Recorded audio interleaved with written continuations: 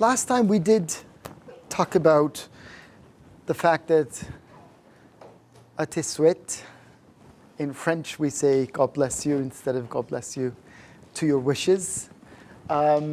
So semi-presidential system, no checks and no very strong checks and balances in the system. It's a semi-presidential system, but we do not have similar structures such as those we have in the US, for example, as in the case of a presidential system. The Fifth Republic had endured two major tests. One was the infamous alternation, the alternation from right to left.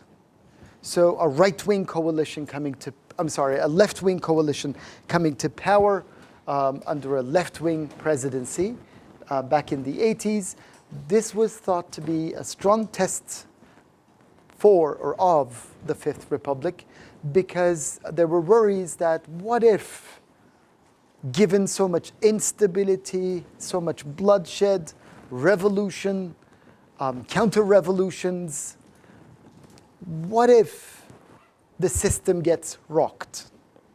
Okay, so that was the first test. Mitterrand's defeat of Gaullist right-wing, center-right or right-wing governments under Valéry Giscard d'Estaing. So that was the first test. The second test was cohabitation, which means living together or residing together. Cohabitation as an institution, it was an unintended consequence of the Fifth Republic. I mean, the Founding Fathers did not expect this to happen. Cohabitation in this sense means that a right-wing president lives with or coexists with a left-wing, a right-wing president coexisting with a left-wing majority in the parliament and the prime minister, or vice versa, a left-wing president cohabiting with the opposite in terms of its ideological stance. The longest period of cohabitation was with Monsieur Chirac and Monsieur Jospin from the mid-1990s, 1997, to the early 2000s for about 5 years. So we had a right-wing president and a left-wing prime minister cohabiting. This was feared by many, but France under cohabitation did quite well in terms of the efficiency and effectiveness of the legislative and the executive processes.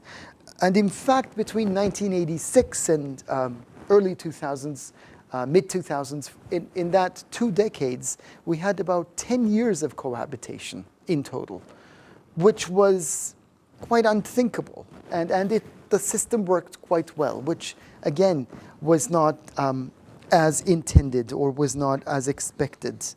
That was, in a way, a test to the Fifth Republic. Once again, this was a test in the sense that we had a history of fragmentation, political instability, the pendulum swinging between radical democracy and monarchy, strong executive, weak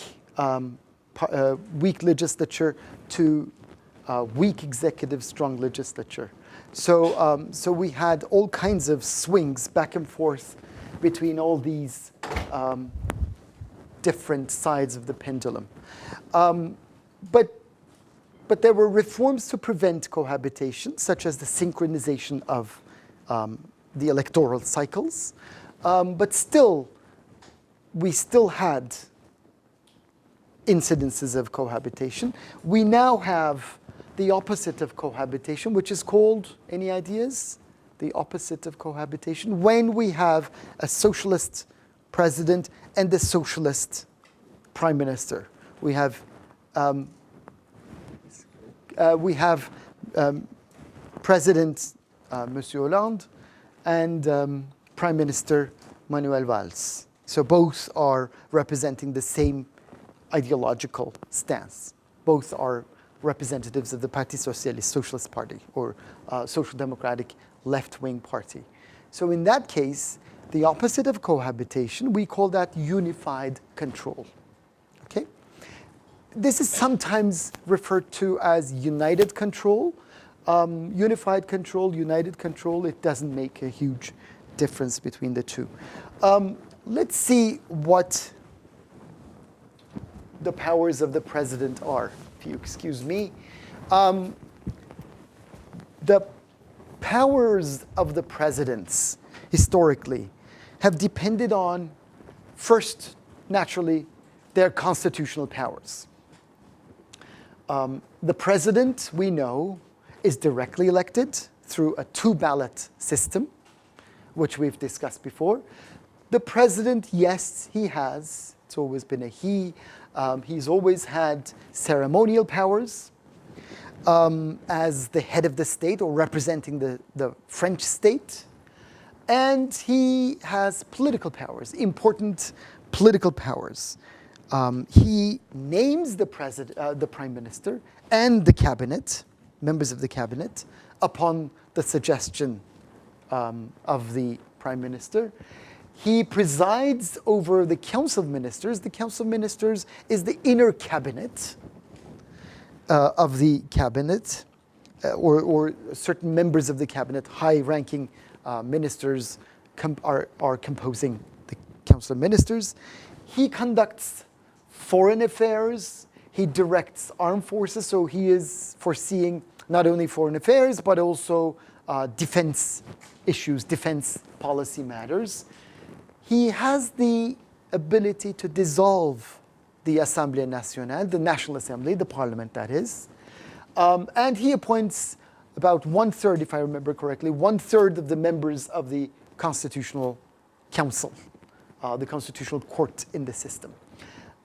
He is the only person, he's the only institution, the official, to arbitrate between state institutions. In fact, this was the main idea behind both the Fourth and the Fifth Republics. So in case of disputes, he was supposed to arbitrate between state institutions for a smoother functioning of state organs. He declares, or he may declare, emergency powers, as was the case recently. Monsieur Hollande declared emergency powers in France after the attacks, the recent attacks. And he may propose constitutional amendments on his own initiative, and he may call for a referendum on matters related to important policy initiatives. So basically, his powers depend on the constitutional privileges he enjoys, the powers he enjoys. But in addition to these, the power, the de facto power, these are the de jure powers of the president, their de facto powers depended much more so on their leadership skills. We had charismatic presidents such as President de Gaulle and President Mitterrand versus less charismatic presidents in history, such as Monsieur Pompidou, President Pompidou, and President Valéry Giscard d'Estaing. Monsieur Sarkozy, Monsieur Hollande, we'll see how they fare, but in general, it's difficult to categorize them under the highly charismatic presidents or the less charismatic presidents as of now. So history will tell us how we'll perceive them with hindsight. The institution of united control or unified control, once again, is when we have the two chief executives, the president and the prime minister, representing the same political faction, same political ideological faction. So when both leaders are representing the right-wing coalitions. We have united control, or vice versa, when both president and the prime minister represent left-wing coalitions. We have united control or unified control. Once again, this is the opposite of cohabitation. Very good. Let's see what the prime minister does, how he or she functions. The government, according to the Constitution, it is the prime minister who is really responsible for key decisions. So with the government, the prime minister makes key policy decisions, especially with respect to domestic affairs. So domestic policies, it is the prime minister's remit, or it is under his or her control. But de facto, we know that de facto situations, under de facto situations, the prime minister accepts president's leadership. And that's why we call this system a semi-presidential system, because the government is still headed by the president. Okay? In the sense that the president presides over the Council of Ministers. Okay? So that's important. The prime minister is appointed by the president. So after the general election takes place, the president invites the chairman of the political party that has won the largest number of seats in the parliament and appoints that person as the prime minister. The Constitution really, in this way, designates the prime minister as key policymaker, especially, once again, when it comes to domestic policies, because foreign and security and defense policies are under the privileges of the president. But when it comes to day-to-day management of the country, especially with respect to domestic affairs, it is the prime minister who is responsible. And in this way, the president formulates policy in general, lays out the principles, but it is the prime minister and the cabinet who implements the policies. Okay? This is true even when we have we talk about external relations of the country. So it is under the presidential directorship, or it is under the leadership of the president, but the prime minister, in fact, implements parts of those policies. And legislative functions, it is almost exclusively under the leadership of the prime minister, because he or she is part and parcel of the National Assembly, whereas the president cannot make laws. Okay, so he's not a legislator in that respect.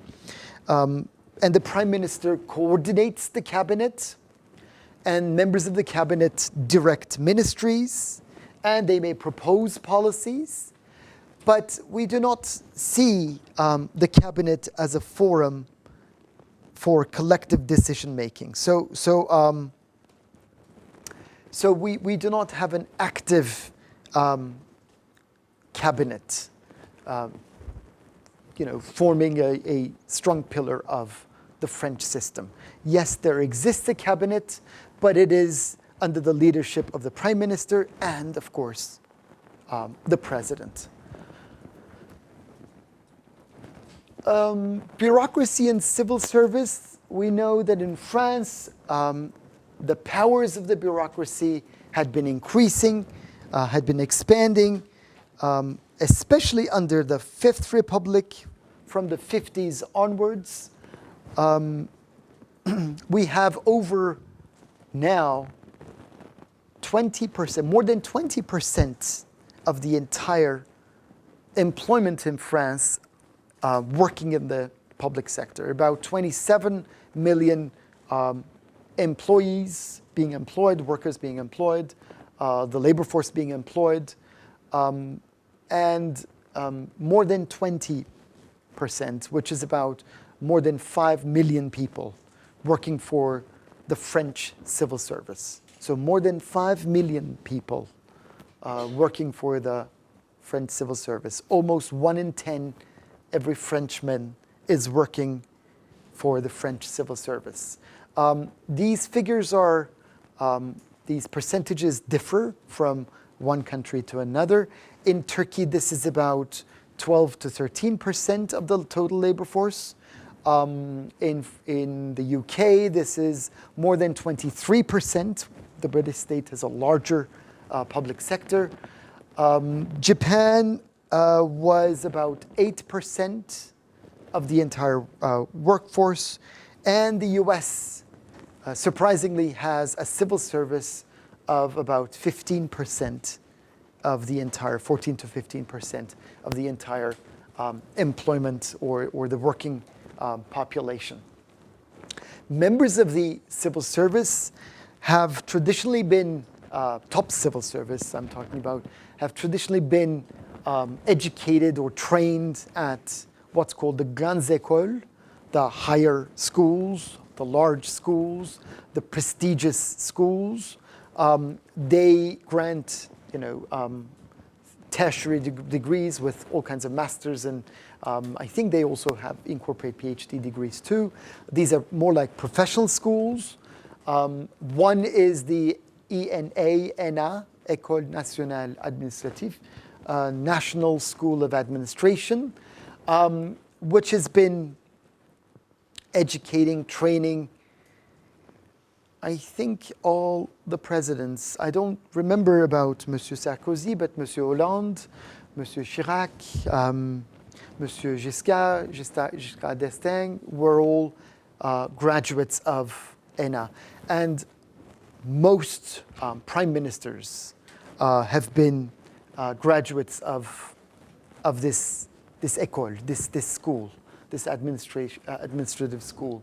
So their powers and prestige have been very high.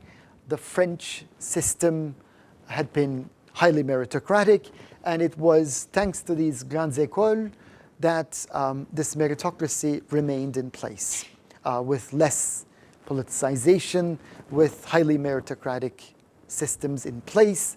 The French bureaucracy really represents or has been representing the principle of meritocracy as opposed to the spoils system elsewhere. This was taking place in France. So it was the symbol of power and prestige, but also meritocratic symbol of power and prestige. The top school, the ENA, was located in Paris, but now it is relocated to Strasbourg, where the European institutions are. But over time, from the 1980s onwards, with the Mitterrand's U-turn, the bureaucracy has been losing its power, its prestige. The idea of the rolling back the state, not only quantitatively but also qualitatively, has been undermining the idea of an insulated, meritocratic, rational Bavarian bureaucracy.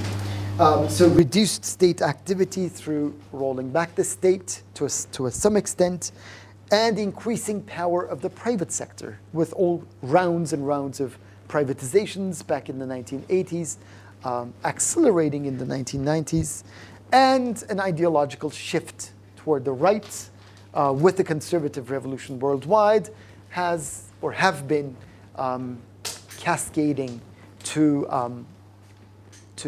result in the losing of prestige and power and status of the bureaucracy. We also have public and semi-public institutions. State-owned enterprises have been very important historically in France, especially by the end of the Second World War. By 1946 or before 1950s, I have some figures to tell you. The French state owned 98%, almost all production of coal in the country.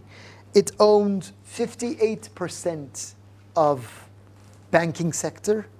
It owned about 38 to 40% of the automotive sector. So Renault was one of the pioneers in this respect.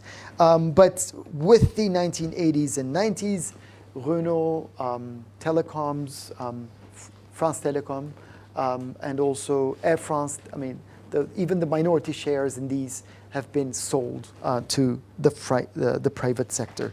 And the banks have been privatized in time. Crédit Lyonnais and also what used to be Société Générale, now the bank was renamed as BNP.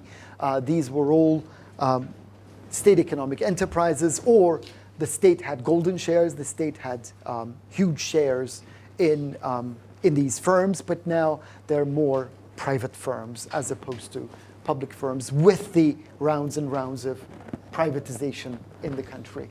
The judiciary, when we look at the judiciary, we have the traditionally executive arm with little autonomy. The judiciary had little autonomy under the executive powers.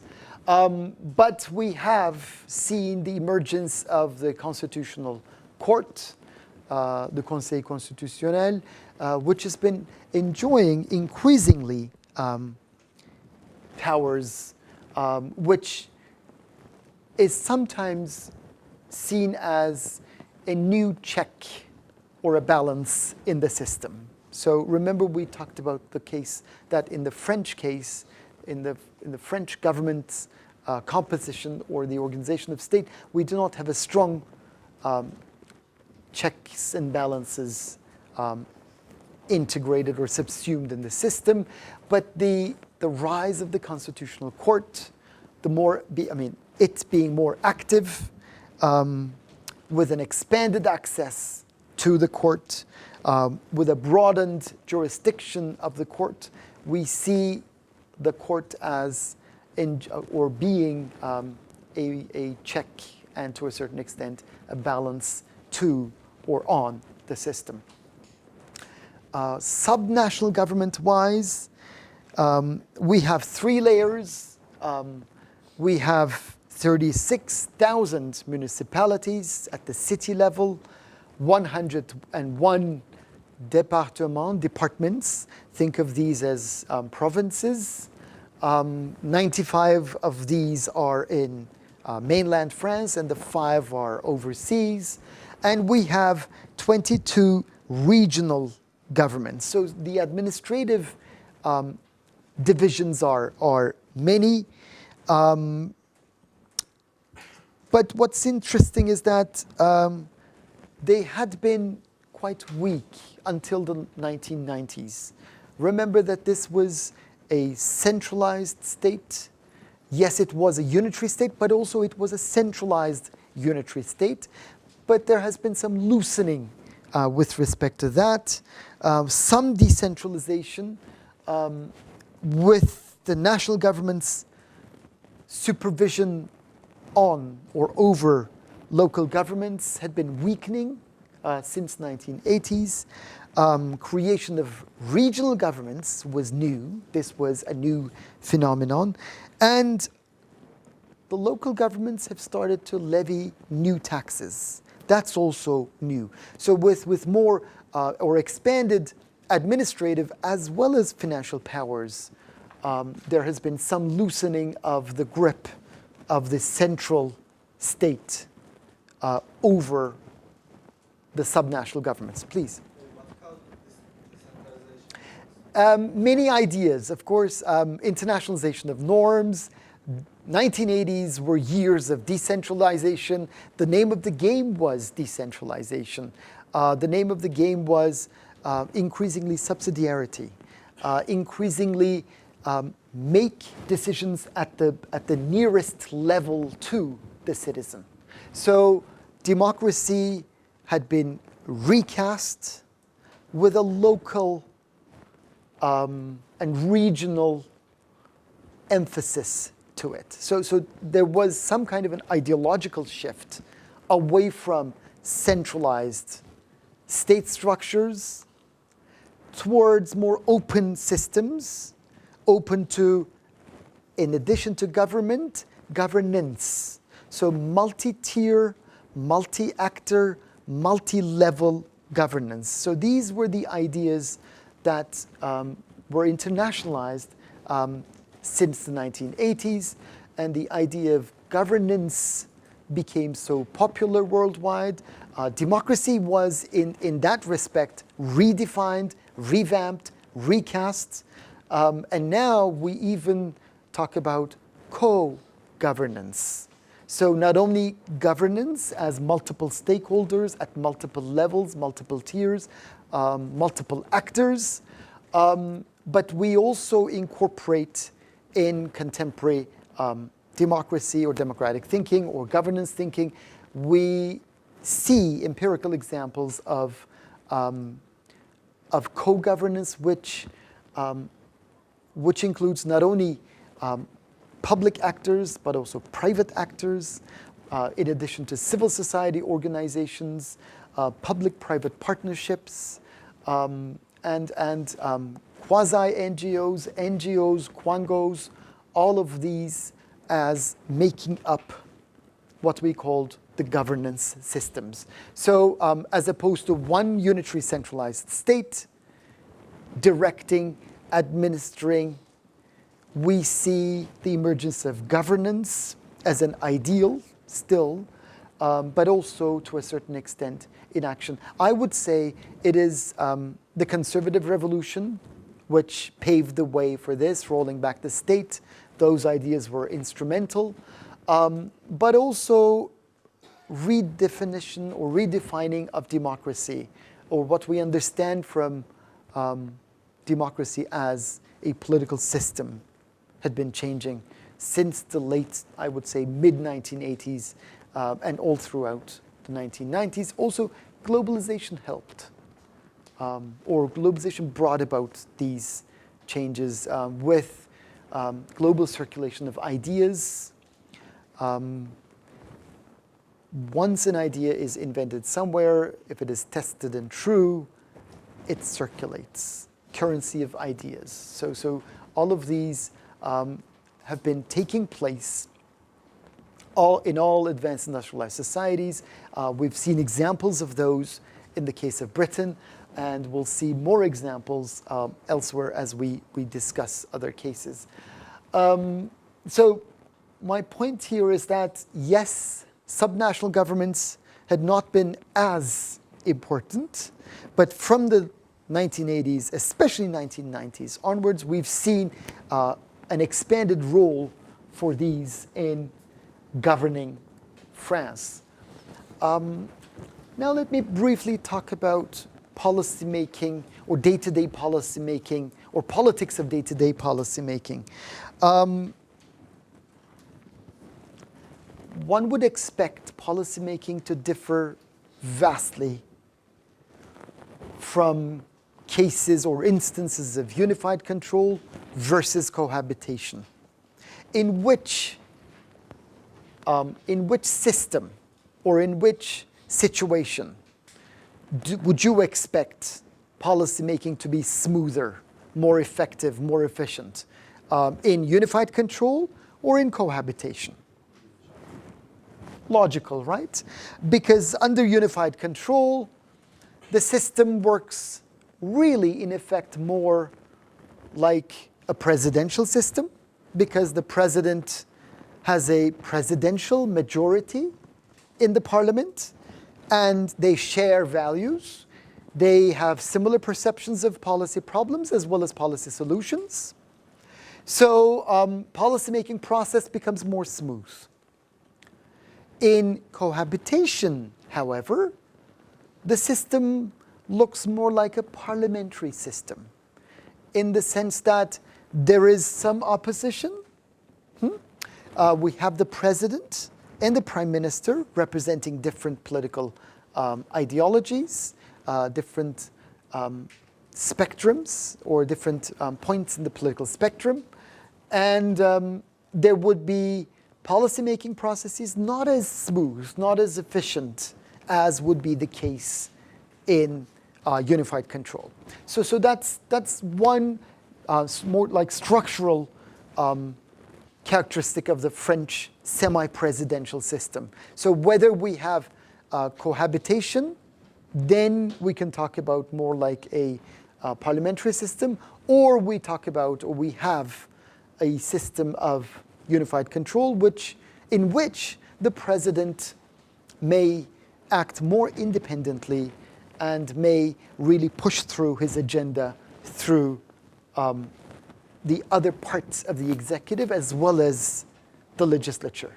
So all of these will make a huge difference with respect to day-to-day workings of government in France.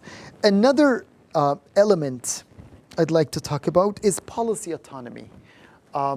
Advanced industrialized countries generally have less politicized, highly meritocratic civil service. They were, top civil servants had been educated, trained at the grandes écoles. So the French system, the French civil service system, had been quite insulated from all kinds of political pressures. Don't forget, bureaucracy, policymaking apparatuses are simply tentacles of the executive. They implement policies that the executive decides. But at the same time, the bureaucracy informs the executive. So there is a two-way traffic in terms of agenda setting, policy formulation, decision making, and implementation. So the top bureaucracy, yes, it will help implement the decisions being taken at the top, but the top bureaucracy will also inform the process of policy making in return. Please. So this is the situation which has in common with the British. Exactly. So in this respect, we have, in all advanced industrialized societies, a largely independent bureaucracy insulated from political pressures. Yes, there is some lobbying, right? So pressure groups, interest groups are important. The bureaucracy will not be able to turn a blind eye to social movements and their needs and the organized interests from civil society actors. But when it comes to the electoral cycle, they're much more insulated from the political ranks. Please. So, is there any concern raising for the transformation of impartiality by the bureaucracy side? Mm-hmm. Because they are mutually organizing and in accordance with what they thought about policy, they implement policies. So in time there has been, as I was just trying to describe, in time, the French system had been quite a closed system. State-society relations had been quite sharply demarcated against one another. The state structure, top bureaucrats were educated at the grandes écoles, and they were meritocratic appointments. So retention, promotion rules had been not really politicized. But in time with the 1990s, we see increasing politicization everywhere in advanced industrialized societies. So there is some concern with respect to the impartiality or partiality of the top bureaucrats. In time, this has been changing. This is what I meant by politicization of bureaucracy in Britain too. And some segments of the bureaucracy are more, in general, politicized than in others.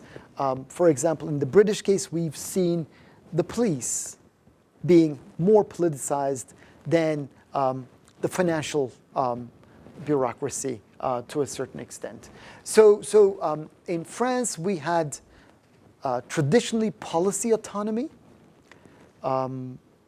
So the bureaucratic system was highly autonomous, given the policymaking style. In the French case, we do not have a corporatist or neo-corporatist policymaking style, which is like, in a way, the British style. So we have the bureaucratic system being quite closed to popular demands and demands from the upper echelons of the executive. So there are few opportunities that pressure groups can voice their interests. But this has been changing over time. So policy autonomy is being loosened up, and with the ideas of governance and co-governance, civil society actors, pressure groups or interest groups, social movements have been more vocal and have been more articulate, and the French state has been listening to these demands more so than in the past. Please. I might ask in respect to the fact that the president has to appoint the prime minister, would that make cohabitation kind of shaky? Because I mean, the Johnson choosing a strong prime minister is weird. Would it be his first choice to choose an opposition leader? Well, the president will not be able to do much in case a leader of the party or a party which is in opposition to his or her stance gets the highest number of seats in the parliament. So in the legislature, the prime minister and his cabinet has to gain a vote of confidence, has to secure a vote of confidence. As long as the vote is secured, of course the president will be tempted to appoint his like-minded people or her like-minded people. But in actuality, what happens is Monsieur Mitterrand comes to power, 1981. Then he had to appoint Monsieur Chirac because he had the largest number of seats in the parliament, or he was controlling the largest number of seats in the parliament. So there was no other way.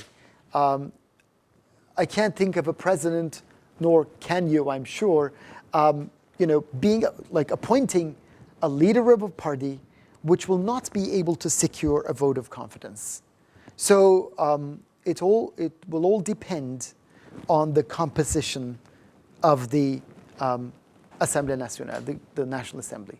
So as long as the president, or as long as there is a prime minister or a candidate for a prime minister is there who has the potential to win a vote of confidence, of course the president will be appointing his like-minded person or the faction or the political party who would be next to or near his ideas, or who would approximate his ideas. But in the absence of that, there's no way the president would appoint a member of the potential opposition.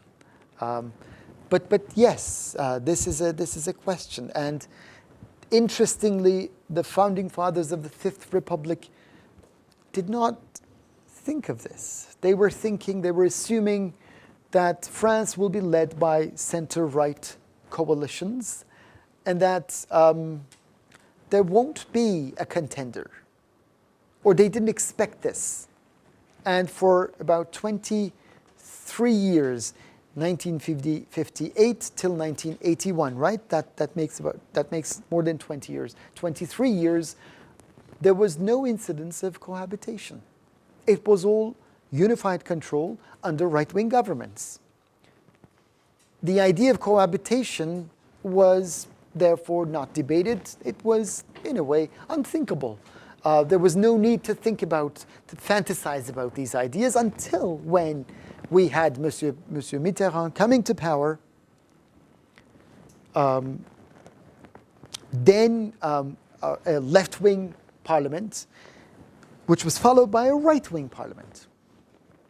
So, for more than 2 decades, the initial first two decades of the Fifth Republic, no need for cohabitation, but only then there was cohabitation. And in this respect, or in this way, many scholars of French politics really saw this alternation, this alternation from right to left with Monsieur Mitterrand coming to power as a strong test to the system, because it brought with it the potential of cohabitation.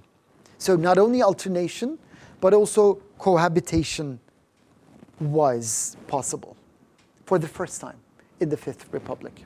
So, so these were. So coming back to policy autonomy, of course, policy autonomy would differ